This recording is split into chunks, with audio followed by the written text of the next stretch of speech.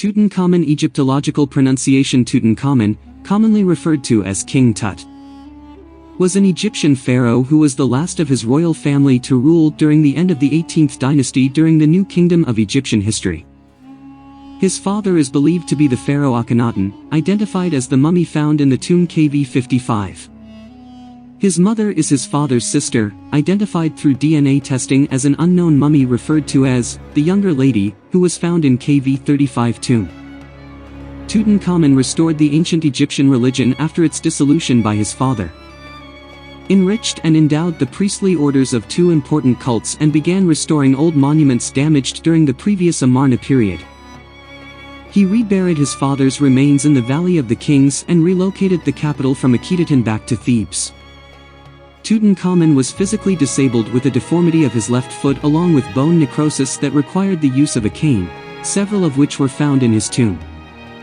He had other health issues including scoliosis and had contracted several strains of malaria. When Tutankhamun became king, he married Enkhsenpeten, one of Akhenaten's daughters, who later changed her name to Enkhesenamen. They had two daughters, neither of whom survived infancy. While only an incomplete genetic profile was obtained from the two mummified fetuses, it was enough to confirm that Tutankhamun was their father.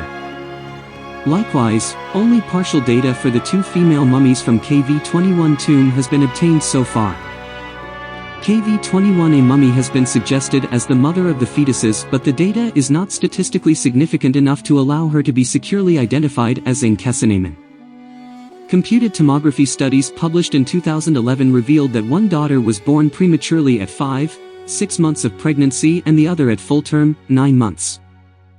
Tutankhamun's death marked the end of the royal line of the 18th dynasty.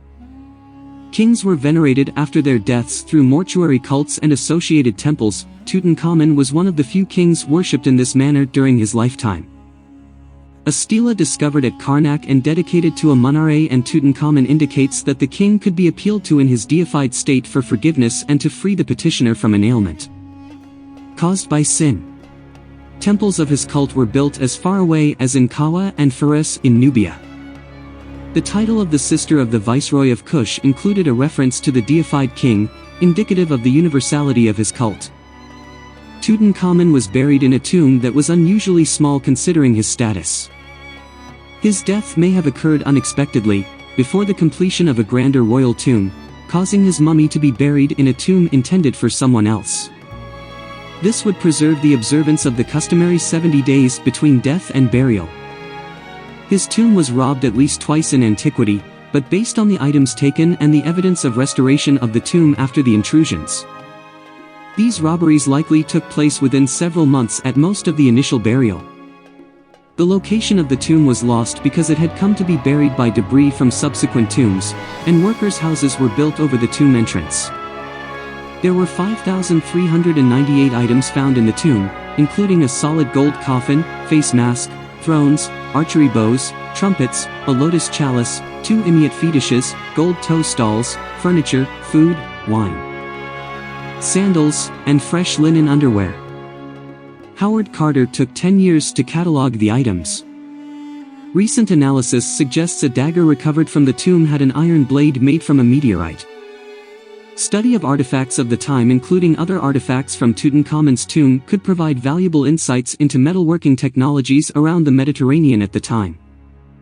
Many of Tutankhamun's burial goods show signs of being adapted for his use after being originally made for earlier owners, probably Smenkhare or Neferneferutin or both. This is the life of Tutankhamun. Thank you for watching, and please like and subscribe us.